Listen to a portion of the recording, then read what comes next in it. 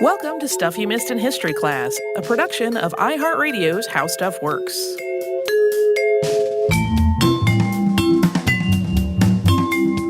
Hello and welcome to the podcast. I'm Tracy V. Wilson. And I'm Holly Fry.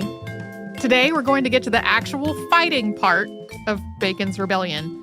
And if you have not listened to our previous episode, which it included some off-screen fighting in the form of things like the Anglo-Dutch Wars, but that one did not have as much direct conflict. And if you have not listened to that one, this one might make sense on a very basic level, but there's so much context for this incident that we are not covering. We're not going to repeat all those things today. So I recommend the other one before this one. And last time we talked about the many reasons Virginia colonists were frustrated by the 1670s, many of which were connected to the price of tobacco, taxation, and disparities between the richest and most prominent colonists and basically everyone else.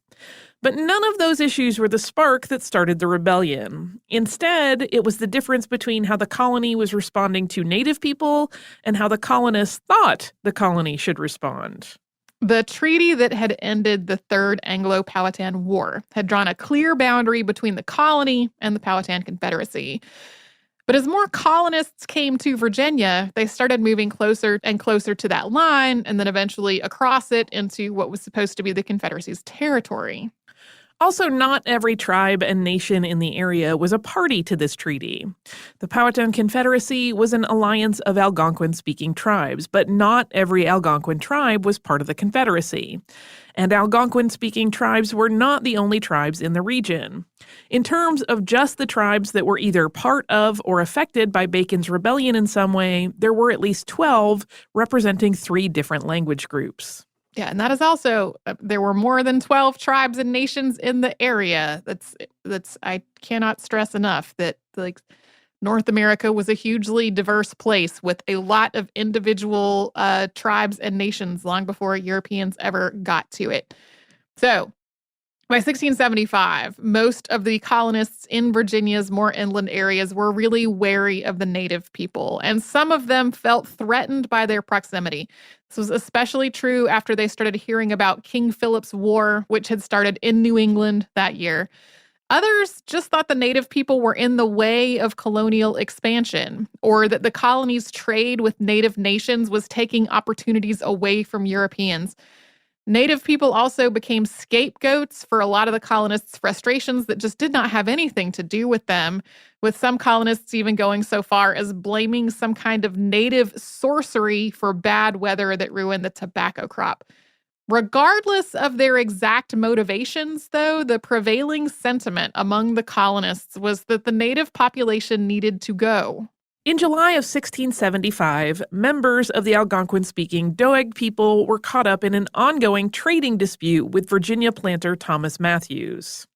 Eventually, several Doegs raided Matthews' plantation, and Matthews' herdsmen killed at least one of them before dying of his own injuries. This led to a series of back-and-forth retaliations between the colonists and the Doegs, which ultimately involved the Virginia militia and at times crossed into neighboring Maryland. It was across the border in Maryland that the militia wrongly attacked a completely different tribe who had nothing to do with this situation. This was the Iroquoian-speaking Susquehannocks. The militia killed 14 Susquehannock hunters, attacking them while they were asleep in a cabin. The Doeg hunters that the militia was actually trying to go after was in a different cabin that was not far away. The Susquehannocks had previously maintained an alliance with the Virginia colony, but they couldn't just allow the killing of 14 people to go unanswered. They killed 2 colonists, along with killing some livestock and destroying crops, before contacting Governor Berkeley to negotiate for peace. Berkeley did not want another large-scale war with the native population. He thought that it would be expensive and destructive, and that it would disrupt a profitable fur trade that he had established with some of the region's tribes.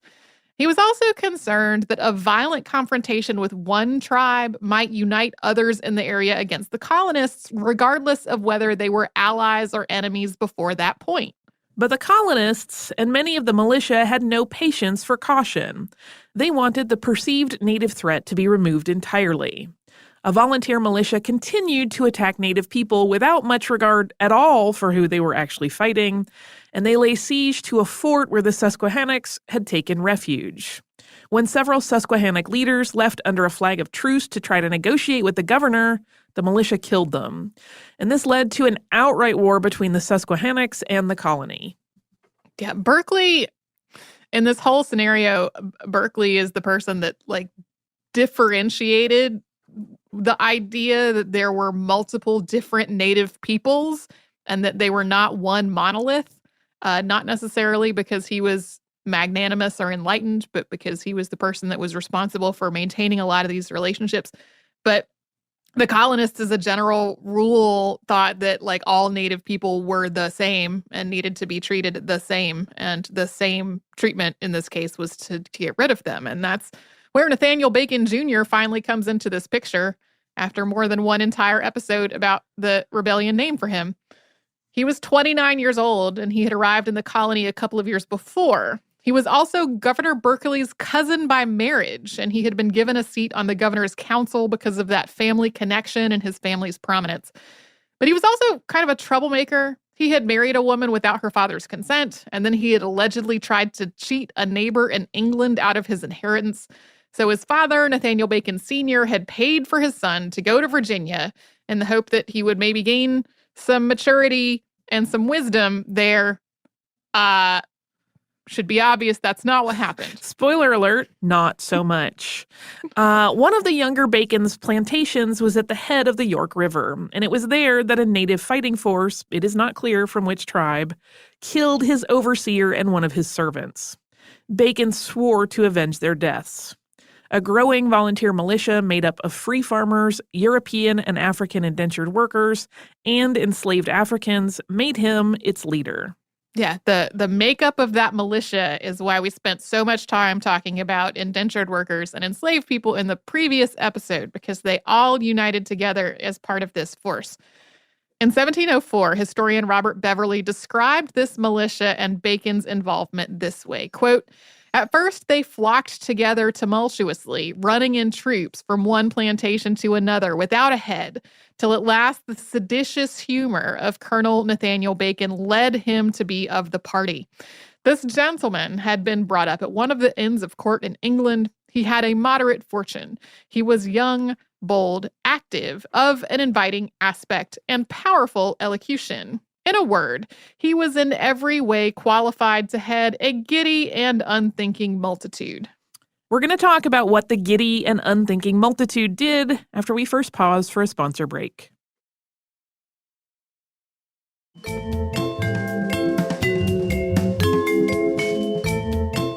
Nathaniel Bacon Jr. was one of the many Virginia colonists who thought that the native population needed to be eliminated entirely. In his own words, one of his goals was, quote, "not only to ruin and extirpate all Indians in general, but all manner of trade and commerce with them." But this wasn't just Bacon and the rebels attacking Native people. The tribes themselves already had their own conflicts and divisions, and Bacon took advantage of those conflicts to wage his campaign. As one example, as the situation between the Susquehannocks and the colonists had become more violent, the Susquehannocks had needed to increase their numbers. So they pressured the members of other nearby nations, described in records from the time as Monacan and Analecton, to join them at their fort. Meanwhile, another tribe, the Occaneechi, saw the conflict between the Susquehannocks and the colonists as an opportunity to get rid of one of their rivals for territory and trade. The Occaneechis colluded with the colonists and with the Monacan and Analecton, who all attacked the Susquehannocks inside the fort where they were staying. Yeah, the Occaneechis made almost a Trojan horse kind of situation where they persuaded these people who were taking shelter with the Susquehannock to rise up against them from within. But the Occaneechis, having done this, did not lead the colonists to form some kind of ongoing alliance with them or to offer them any sort of protection. When the Occaneechis went back to Bacon with news of their victory over the Susquehannocks, Bacon's force attacked them too, killing more than 100 people and destroying their primary village. After all of these events, the surviving Occaneechis and Susquehannocks each separately fled toward North Carolina. Meanwhile, Governor Berkeley, who had warned Bacon that his actions constituted mutiny, ejected Bacon from his council and declared him an outlaw. Then he dissolved the House of Burgesses and called for a new election, and proposed that when the new assembly convened, it should call for a new colonial governor. In this election, Henrico County elected Nathaniel Bacon as one of its burgesses. It's not clear how many of the votes came from people who legitimately agreed with his methods, though. I mean, he had a lot of support among the poor farmers and the indentured people and the enslaved people. He did not have a lot of support among the rich people who at this point were the ones who could vote. But there wasn't a printing press in Virginia at this time, so news was spread by somebody carrying a message physically into town and reading the message out loud at the courthouse steps. Bacon's militia in Henrico County had prevented the messenger from reading the proclamation that had declared him an outlaw, so it's possible that people voting in this election didn't even know about it. And it's also possible that his militia intimidated voters on Election Day. When Bacon arrived to join the assembly on June 6, 1676, he was captured and forced to apologize and denounce his actions before he was allowed to take his seat. After he had done that, he was also restored to the governor's council. Then, Bacon asked for a commission in the army that the assembly had decided to raise to fight the Susquehannocks. The assembly denied him this request, and after some arguing about it, the governor ejected him from the council that he had just been reinstated to. So Bacon left, and then on June 23rd, he came back to Jamestown with 500 armed men.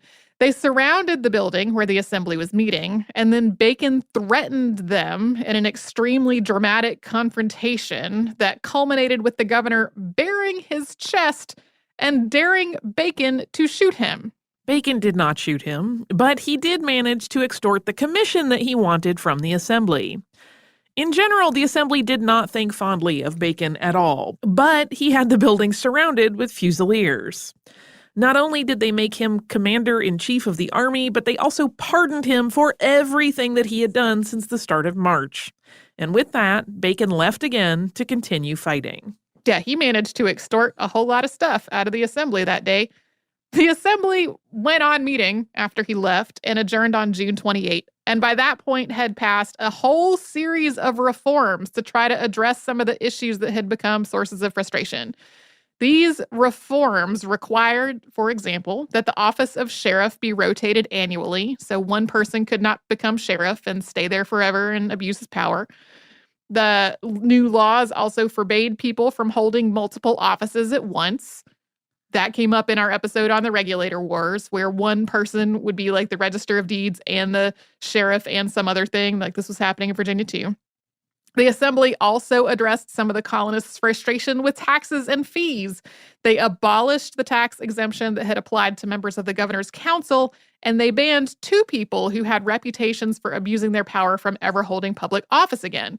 The assembly also repealed that 1670 act that had disenfranchised landless people, so they restored lots of people's rights to vote. Meanwhile, as the army's commander-in-chief, Bacon continued his indiscriminate fighting against the native people of the Chesapeake Bay area. He also made exorbitant requests for funding for his fighting force. This led Governor Berkeley to denounce him as a rebel and a traitor again, which led Bacon to issue a manifesto of his own denouncing the governor. Strangely, a whole lot of the grievances spelled out in Bacon's manifesto were things that had just been addressed by the assembly. He wrote a whole lot about unjust taxes and about the governor playing favorites with his judicial appointments. Several of the points that he made were literally things that had just been reversed by the assembly. And then, of course, there's also a lot about the native people. Bacon cites the native involvement in the beaver trade as a problem, and he denounces the governor, quote, for having protected, favored, and emboldened the Indians against his majesty's loyal subjects, never contriving, requiring, or appointing any due or proper means of satisfaction for their many invasions, robberies, and murders committed upon us. The manifesto also criticizes Governor Berkeley for having pulled the English army back from the fight, leaving the native people to, quote, burn, spoil, and murder. I really like all the murthering that he talks about. Having thus denounced the governor at length, Bacon turned the army against the Pamunkey tribe. Not only had the Pamunkey been allied with the colony since the end of the Third Anglo-Powhatan War, but they had also signed a treaty with the colony just a few months before, after its leader, Kakakoeski, had agreed to provide about a dozen men for the colony's war effort. Bacon's force massacred at least 50 members of the tribe and captured others. From there, Bacon turned his attention toward trying to track down the governor who had left the capital of Jamestown to try to recruit more men for a fighting force of his own. Bacon had a small navy, which found and attacked the governor's fleet on Virginia's eastern shore. That's that little strip of land in northeast Virginia that's separated from the rest by Chesapeake Bay. The governor and his loyalist force won this battle, and they hanged several of Bacon's officers. Then, both Bacon and Berkeley started moving back toward Jamestown. Berkeley got there first on September 8th, but then Bacon arrived and lay siege to the city for 10 days, at which point Berkeley and those still loyal to him fled. The rebels burned Jamestown on September 19th. As Bacon started to gain the upper hand, more and more prominent Virginians started taking his side in the dispute. With Jamestown destroyed, Bacon went back to the Virginia frontier to try to search for any native people that they hadn't already fought. And some of his force went on the hunt for people who were loyal to the governor. These two forces probably would have done a whole lot more damage, but then Bacon died on October 26, 1676, of what was described as the bloody flux. This was probably a combination of typhus and dysentery.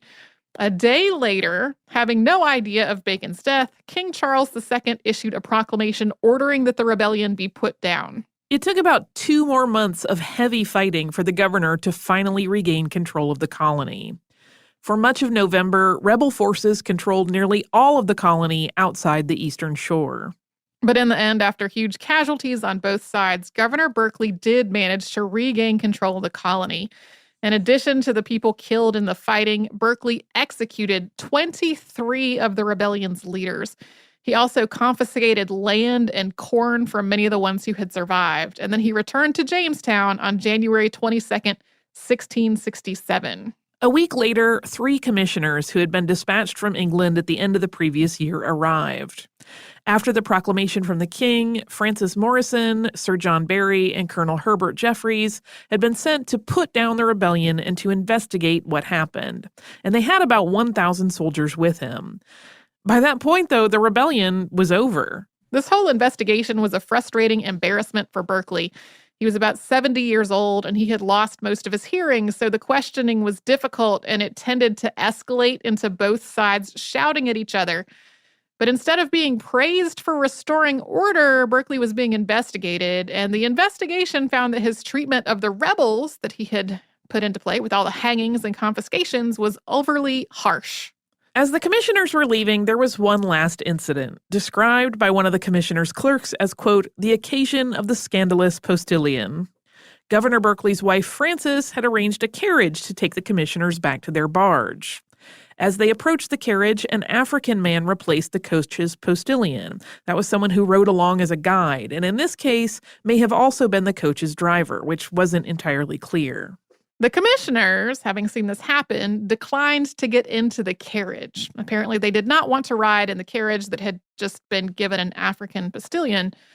But the carriage followed them all the way to the river anyway. The commissioners later learned that this replacement postilion was one of the colony's hangmen. It's possible that he wasn't really the hangman, but that this was a rumor. If it was a rumor, it was definitely a rumor that they believed. So there is a lot going on with this story, including that an African man was presumably entrusted with executing Europeans in the colony, and that the governor's wife seems to have arranged this as a spectacle to insult the commissioners. Historian Susan Westbury argued in a 2004 paper that this was an example of Frances putting her political power as the governor's wife to use to try to support her husband. Probably did not help things, though. Her husband was removed from office. He was summoned back to England to answer for what he had done, but then he died on July 9th, 1677, before he had had the chance to give his account to the king. We have other accounts, though, including one written by a Mrs. Ann Cotton in 1686. Thomas Matthews, whose dispute with the Doeg had helped start this whole thing, also wrote an account of it 30 years later at the request of the first Earl of Oxford, Robert Harley, who at the time it was written was Secretary of State under Queen Anne.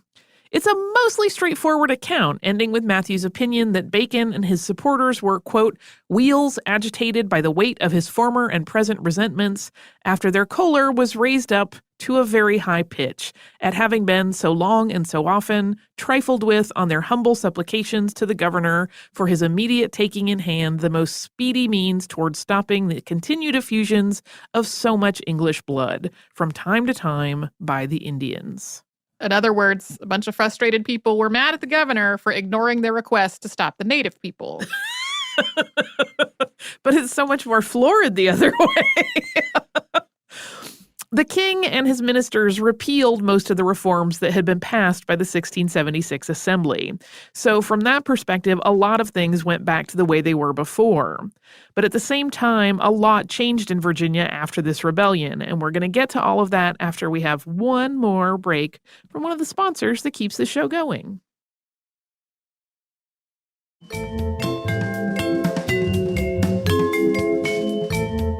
After Bacon's rebellion was over, England negotiated a new treaty with several of the native tribes that had been affected by it, and this became known as the Treaty of Middle Plantation, which was signed on May 29, 1677. It acknowledged that all this fighting had started with, quote, violent intrusions made by the colonists against the tribes. The tribes who signed this treaty gave up their sovereignty and became subjects of the monarch in exchange for peace and protection.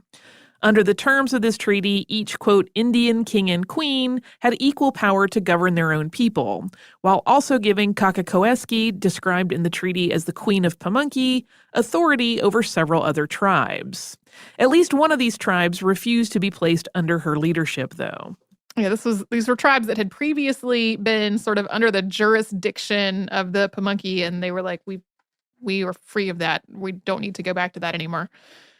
Under the Treaty of Middle Plantation, the native parties to the treaty were supposed to pay 3 arrows per year along with 20 beaver skins, and they were given the right to hunt, to fish, and to gather. They were supposed to have adequate land available to them, and they also had to agree to side with the colony against, quote, foreign Indians who were not party to the treaty if there was some kind of violent conflict with them. Overall, this document seems to attempt to treat fairly with the native peoples, but at the same time, it did require the ones that had not already become tributaries to the English to give up their sovereignty. And as the colonies and later the U.S. government's native policy became more and more similar to what Nathaniel Bacon had been advocating, its terms weren't really honored. They were also increasingly undermined by anti-native laws, such as laws that prohibited native people from testifying in court. Another big change that followed this was in the colony's labor. So Nathaniel Bacon, who was a wealthy newcomer to the colony, managed to lead a rebellion that was mostly made up of the colony's lower classes. It was small, free planters, indentured workers of all races, and enslaved Africans.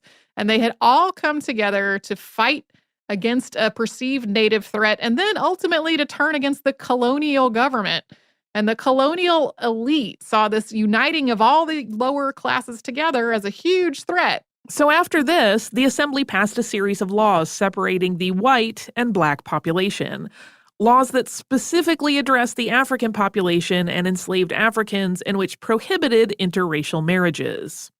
Laws that allowed a person to be freed if they could prove that they were baptized were abolished. The law increasingly made divisions between black and white and slave and free.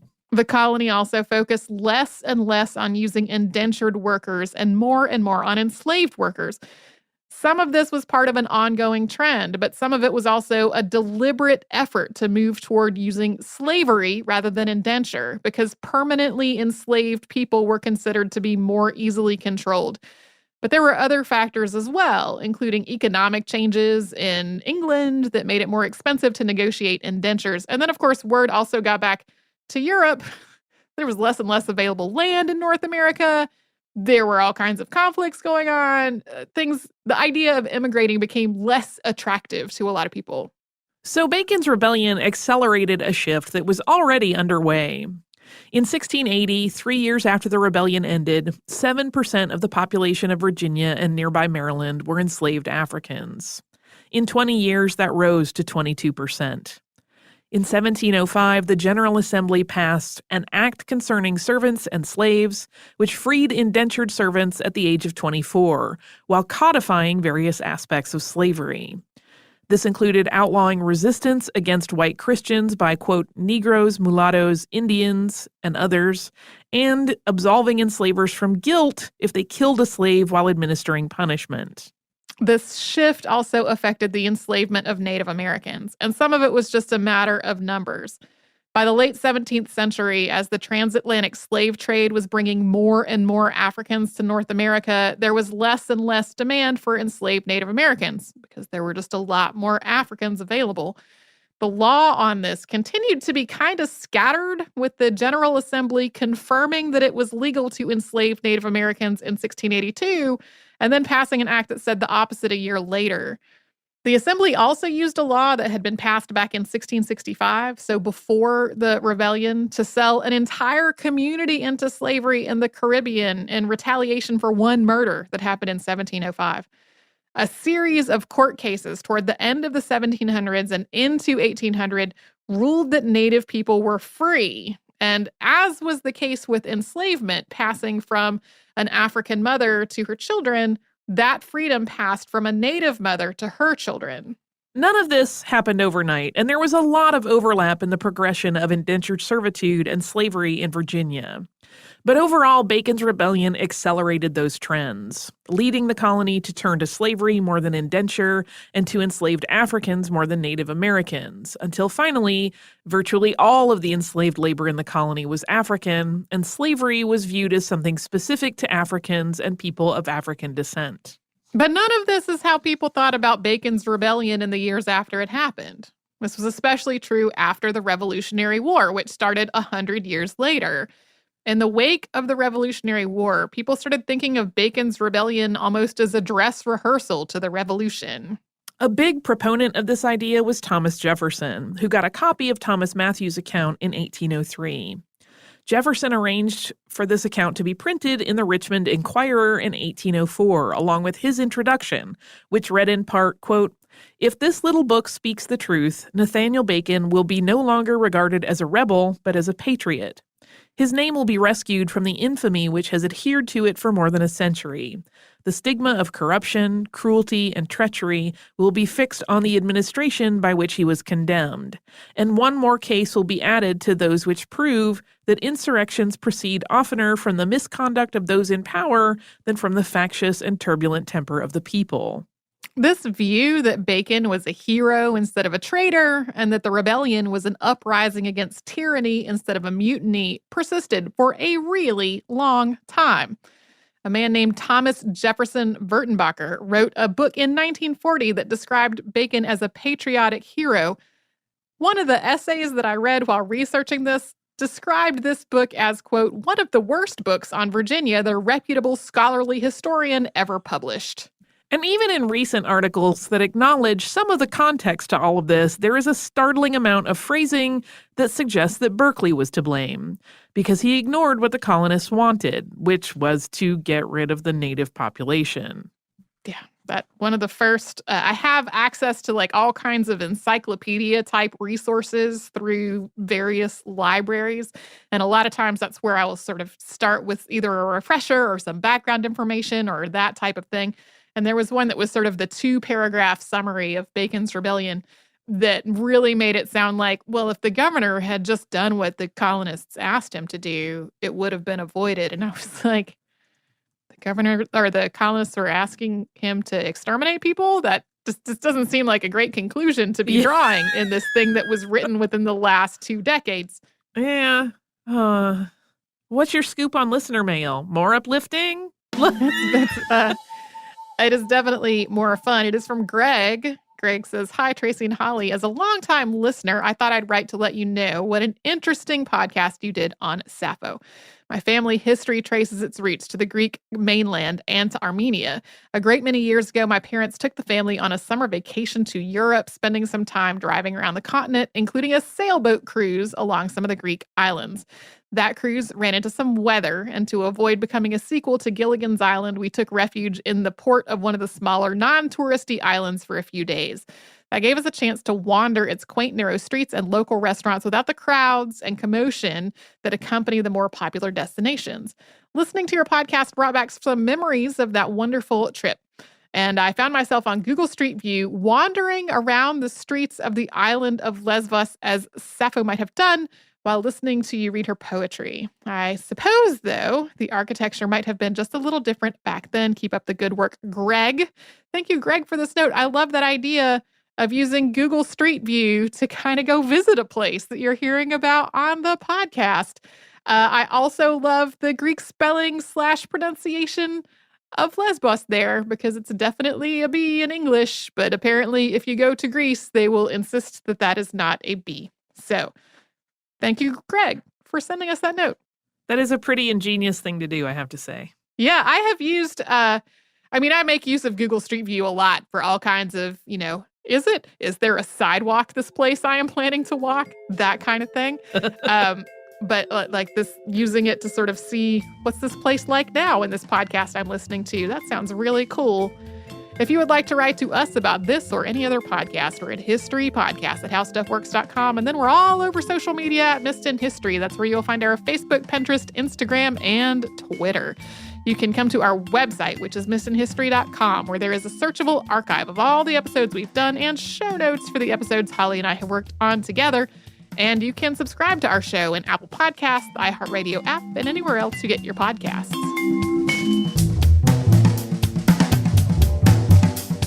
Stuff You Missed in History Class is a production of iHeartRadio's How Stuff Works. For more podcasts from iHeartRadio, visit the iHeartRadio app, Apple Podcasts, or wherever you listen to your favorite shows.